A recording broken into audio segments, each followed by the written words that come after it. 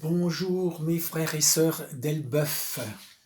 Je veux croire que vous allez bien, parce que le Seigneur ne nous abandonne pas. Il a bien dit, et il me dit, il vous dit, je suis avec vous tous les jours. Et vous savez que dans la vie, il y a des jours qui sont bons, et il y a d'autres jours qui sont mauvais, mais nous avons l'assurance que le Seigneur Jésus est avec nous tous les jours.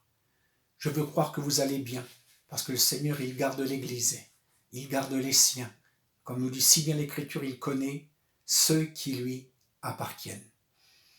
Alors tout simplement, cet après-midi, ou ce matin, c'est comme vous voulez, je voudrais partager avec vous un passage de l'Écriture. Alors nous allons aller dans le livre des Actes des Apôtres, et nous connaissons tous le livre des Actes des Apôtres, je devrais même dire les actes du Saint-Esprit, parce que nous voyons le Saint-Esprit qui fait des choses glorieuses à la gloire du Père.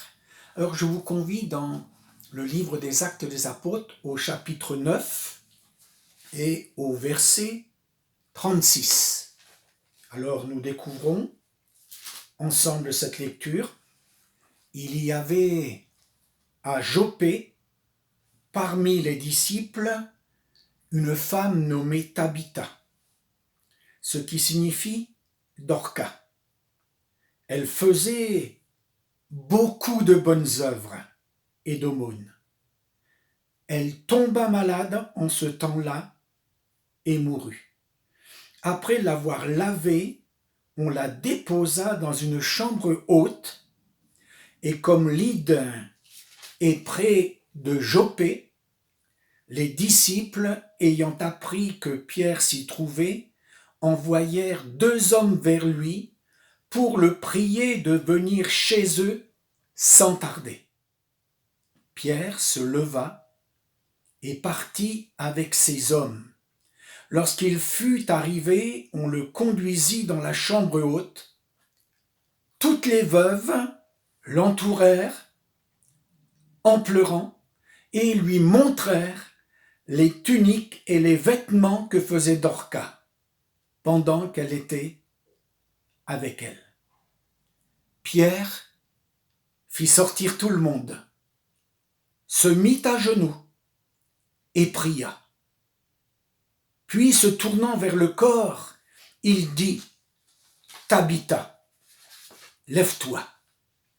Elle ouvrit les yeux et ayant vu Pierre, elle s'assit, il lui donna la main et la fit lever.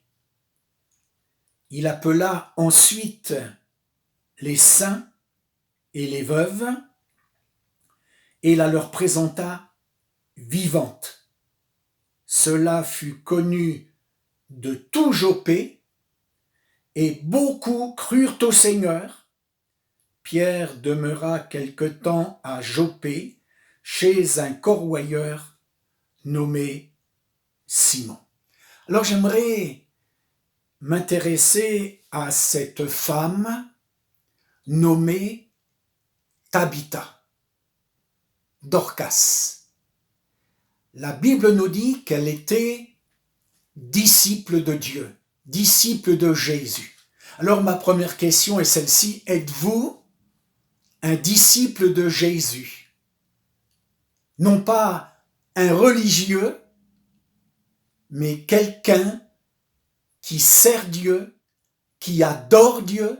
Quand Jésus nous le dit concernant le récit de la femme samaritaine, Dieu demande de vrais adorateurs en esprit et en vérité. Alors ce que j'apprends par l'Écriture, Dorcas était disciple de Jésus.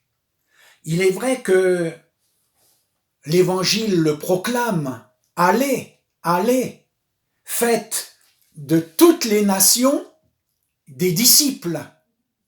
Nous devons communiquer la vie de Dieu autour de nous.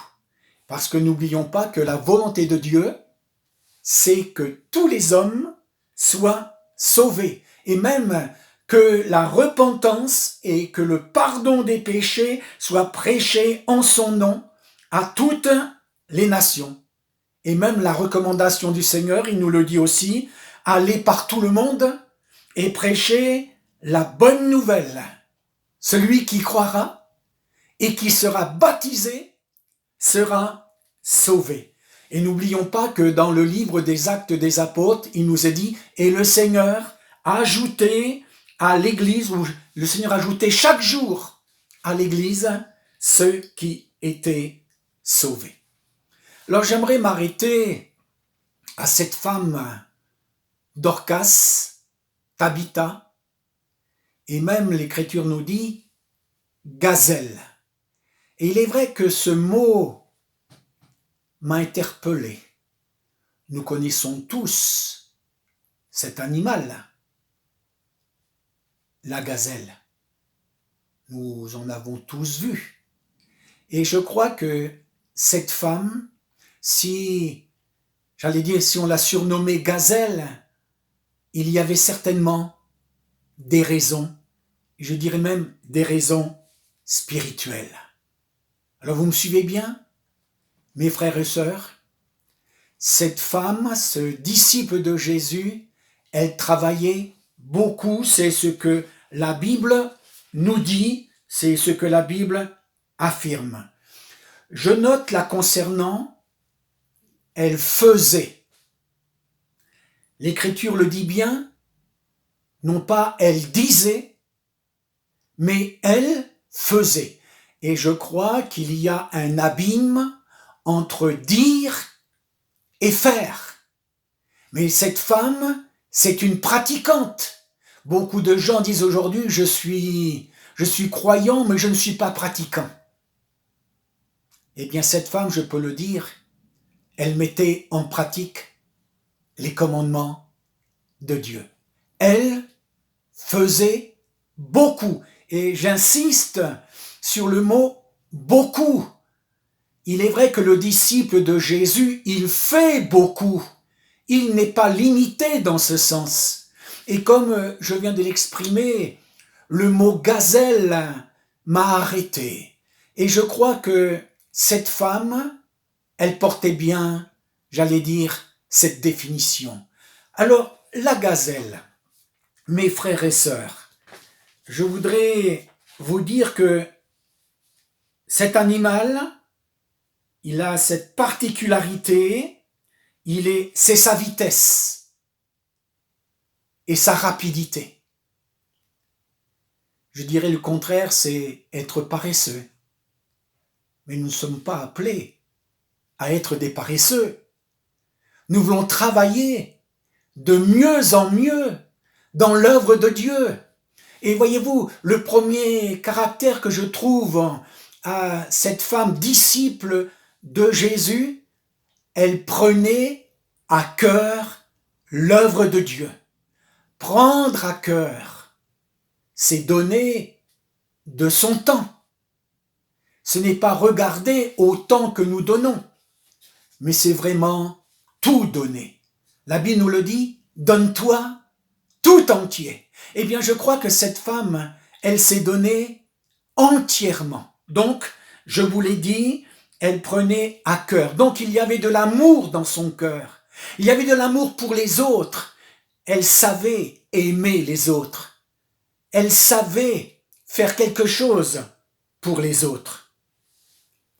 Le deuxième caractère que je trouve concernant cette femme, c'était quelqu'un d'engagé.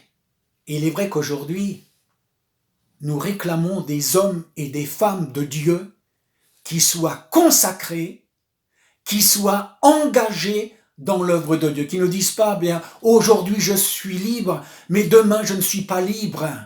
Mais elle était engagée, elle marchait avec le Seigneur. Et la troisième chose que je trouve concernant cette femme disciple de Jésus, elle voyait les besoins pressants autour d'elle. Est-ce que nous voyons autour de nous les besoins des hommes et des femmes? beaucoup marchent en direction de l'enfer. Et nous marchons vers le ciel. Que faisons-nous? Est-ce que nous sommes des poteaux indicateurs? Est-ce que vraiment nous croyons que la volonté de Dieu, c'est de sauver tous les hommes? Est-ce que mes yeux sont ouverts? Est-ce que je vois que la moisson déjà, elle blanchit? Cette femme, quelle qualité elle possédait. Voyez-vous, cette femme, c'est aussi, je vois chez elle cette rapidité, cette vitesse. Elle n'a pas de temps à perdre. Le temps illimité. Cela me fait penser à un texte de l'Épître aux Romains qui nous dit tout simplement « Cela importe d'autant plus que vous savez en quel temps nous sommes. C'est l'heure de vous réveiller. Enfin, du sommeil. Car maintenant, nous dit la Bible, le salut est plus près de nous que lorsque nous avons cru. La nuit est avancée, mais le jour approche. Jésus revient bientôt. Et plus que jamais, je crois au retour de Jésus. Et nous croyons, mes frères et sœurs, au retour de Jésus. Alors voyez-vous, brièvement, j'ai voulu mettre en évidence le caractère, les qualités spirituelles de cette femme. Et la Bible nous dit que elle tomba malade. Puis, elle mourut, nous dit l'Écriture. Et voyez-vous, l'église locale de Joppé est passée par un moment très difficile. Je crois que les uns et les autres, nous comprenons cela. Peut-être est-elle tombée malade parce qu'elle travaillait de trop. Elle en faisait de trop. C'est vrai qu'il nous faut un équilibre. Alors, je me suis mis à la place des chrétiens de cette église locale de Joppé. Je suis persuadé que l'église a prié pour Tabitha. C'est vrai qu'elle devait être une meneuse, un leader, un exemple, un modèle. Et nous sommes également à être des modèles de ceux qui marchent en avant, qui ne reculent pas, qui regardent vers Jésus. Nos yeux sont sur Jésus, nous nous attendons à lui. Et ils ont prié pour Dorcas. Et je pourrais dire, pourquoi Dieu n'a-t-il pas guéri cette femme? Pourtant, elle faisait beaucoup d'actes de compassion et d'amour. Et je pense à Étienne. Étienne également, qui avait ses vertus, ses qualités spirituelles, qui était plein de lumière, qui était plein d'amour, qui était plein de pardon, qui était plein de la parole de Dieu, parce que quand on lit ce qu'il va dire, il va refaire tout le tracé du peuple d'Israël en partant d'Abraham, Moïse, et il connaissait la parole de Dieu. Et je crois qu'un disciple doit connaître la parole de Dieu. C'est notre base. Nous nous nourrissons de la parole de Dieu. Heureux ceux qui ont faim et soif, car ils seront rassasiés. Quel exemple Étienne nous a laissé. Quel exemple cette femme nous a laissé. Et je prends cette assemblée locale de Joppé, tout simplement, ils ne comprenaient pas. Il y a bien des choses qu'on ne comprend pas. Cette église locale s'interrogeait. Cette église locale était blessée.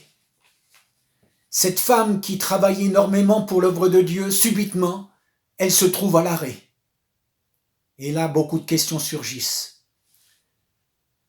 Ce n'est pas facile de mettre des mots, des paroles sur une épreuve. Je vais prendre un exemple. Quand une mère perd son enfant, que dit-on? Rien. Il n'y a pas de mots quand une mère perd son enfant. Et là, les chrétiens de la localité de Joppé, de l'assemblée locale de Joppé, ils ne comprenaient pas. Ils s'interrogeaient. Alors, comme Lydde n'était pas loin de Joppé, ils ont appris que Pierre était dans la région. L'apôtre Pierre, celui qui a été choisi par le Christ pour répandre la bonne odeur de Christ. Et j'ai regardé d'autres versions de l'Écriture parce que ils vont envoyer un message à l'apôtre Pierre, comme les deux sœurs Marthe et Marie vont envoyer un message à Jésus. Viens, celui que tu aimes est malade. Et Jésus va rester encore 2 jours de plus dans le lieu où il était. Et même Jésus dira, je me réjouis de ce que je n'étais pas là. Il y a des choses qu'on n'arrive pas à saisir et à comprendre, mais tout simplement on fait confiance au Seigneur. Dieu ne se trompe pas. Moi je me trompe, mais Dieu ne se trompe pas. Dieu a un plan merveilleux, admirable, qui glorifiera. Et d'ailleurs il le dira, cette maladie, elle est pour la gloire de Dieu. Et ils vont envoyer 2 hommes pour aller chercher l'apôtre Pierre. Mais pour revenir, j'ai regardé dans 2 autres versions, et ils vont dire, viens le plus rapidement possible, nous t'en supplions, dirent-ils à l'apôtre Pierre. Viens le plus rapidement possible. Et dans le Semeur, la version Semeur, dépêche-toi de venir chez nous. Donc il y a là une heure décisive. Et Pierre va venir. Et je trouve l'humilité des disciples de l'église locale. Ils sont humbles, ils ont besoin de quelqu'un. Confesser qu'on a besoin de quelqu'un d'autre. Laisser de côté le moi et dire Seigneur, toi tu es tout. Alors quand Pierre est arrivé, toutes les veuves l'ont entouré. Et ils ont montré le travail que Dorcas faisait, cette gazelle, elle faisait. Et il y a ce témoignage unanime. C'est merveilleux quand il y a un témoignage unanime. Tout le monde était d'accord. Dorcas, elle faisait du bien. Dorcas était un modèle, un exemple biblique. Et il lui montrait, il pleure. Ils lui montrèrent les tuniques. Certainement, ça devait être une bonne couturière. Oui, c'est ce que nous dit l'Écriture. Alors Pierre va faire sortir tout le monde. Et cela me fait penser à un récit biblique que nous connaissons bien, lorsque Jaïrus, qui avait une fille de 12 ans, elle est en train de mourir, il vient vers Jésus et il se jette aux pieds de Jésus en lui disant dans une prière instante, prière du cœur, viens, ma petite fille est à l'extrémité, viens, impose-lui les mains et elle vivra. Et Jésus s'en alla avec lui. Oui, Jésus est avec nous. Jésus œuvre, Jésus parle, Jésus agit, Jésus délivre, Jésus libère, Jésus pardonne les péchés. Et Jésus est parti. Et quand ils sont arrivés près de la maison de Jaïrus, le chef de synagogue, la petite fille était morte. Ta fille est morte, n'importune plus le maître. Mais Jésus, sans tenir compte de ses paroles, va dire, ne crains pas, mais crois seulement. Et il va prendre avec lui dans la chambre haute où se trouve cet enfant, simplement la mère et les 3 disciples, Pierre, Jacques et Jean. Et là, pour revenir à notre récit que nous partageons ensemble, également Jésus va faire sortir tout le monde, nous dit l'Écriture. Et Pierre va se mettre à genoux. C'est important de se mettre à genoux. Vous savez, quand on se met à genoux, non pas par habitude, mais lorsqu'on plie les genoux, lorsqu'on est dans un besoin pressant, lorsqu'on est dans une attente, lorsqu'on crie à Dieu, lorsque notre âme souffre, que notre cœur est emballé par la souffrance, Pierre est à genoux. Et il vient dans son cœur cette conviction, cette assurance que Dieu va intervenir. Et mes frères et sœurs, je voudrais vous dire que Dieu intervient dans chaque situation. Il est le Dieu vivant.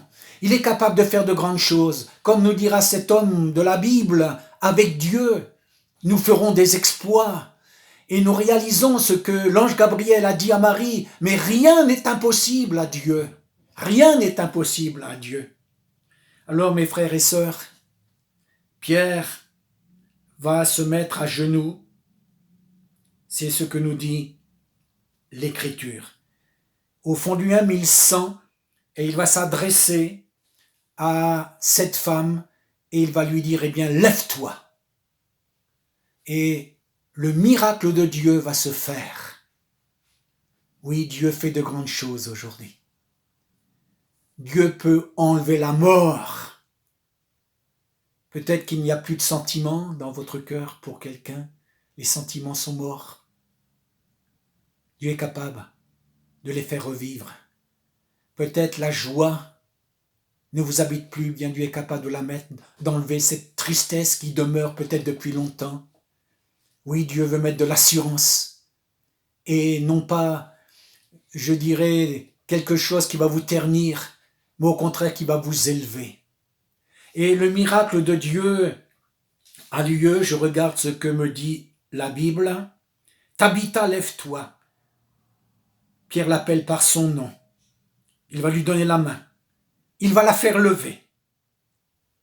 Et ensuite, il va appeler les enfants de Dieu et les veuves. Et il va leur présenter vivant. Quel changement! Il n'y a que Dieu qui peut faire cela. Dieu change les choses. Dieu veut changer les choses. D'abord, il nous donne un cœur nouveau, une relation nouvelle, une vie nouvelle. Et puis, il fait tout à merveille. Il va leur présenter vivante, nous dit l'Écriture. Et l'Écriture, c'est là le témoignage qui va être rendu. Beaucoup crurent au Seigneur. Est-ce que tu crois au Seigneur? Crois au Seigneur Jésus et tu seras sauvé. Je crois que cela est possible. Je crois. Crois-tu? Croyez-vous que je puisse faire cela pour vous? Oui, Seigneur. Et bien qu'il soit fait selon votre foi. Et beaucoup d'hommes et de femmes ont vu ce miracle et ils se sont convertis. Et Pierre va rester quelque temps à Joppé pour affermir ses disciples qui vont se convertir, qui vont donner leur cœur à Jésus, ils vont devenir une nouvelle créature. Quel miracle étonnant! Et je crois que Dieu n'a pas changé. Alors, mes frères et sœurs, je compte sur la fidélité de Dieu. Même si parfois, actuellement, nous ne pouvons pas nous réunir, mais je crois que Dieu habite nos cœurs, il veut nous renouveler. Nous lui disons, renouvelle en moi, Seigneur, un esprit bien disposé. Et nous voulons prier pour les malades, pour que Dieu étende sa main sur eux. Alors on va le faire maintenant, de tout notre cœur. Nous voulons croire que Dieu va bénir. Notre Dieu, notre Père, nous nous attendons à toi et nous croyons que tu es toujours le même. Seigneur, donne-nous d'être comme cet animal, la gazelle, Seigneur, qui est rapide, qui est agile pour les œuvres de Dieu, Seigneur, et que nous prenions à cœur et que nous soyons engagés dans l'œuvre de Dieu. Seigneur, nous ne voulons pas nous désengager, nous ne voulons pas dire je prends du recul vis-à-vis de l'Église, vis-à-vis d'un tel, mais notre Dieu, nous voulons être de ceux qui sont engagés avec leur cœur et qui marchent vraiment en ayant les regards fixés sur Jésus, lui le chef et le consommateur de notre foi. Seigneur, viens confirmer ta parole maintenant, accompagne cette parole afin qu'elle fasse du bien à quelqu'un et je sais, Seigneur, qu'elle va faire du bien. Je te loue parce que c'est une parole qui est vivante, qui est efficace et merci de nous l'avoir donnée et je veux me nourrir de cette bonne parole dans le nom de Jésus. Amen. Que Jésus vous bénisse et il le fait dans sa grâce et dans sa grande bonté. Amen.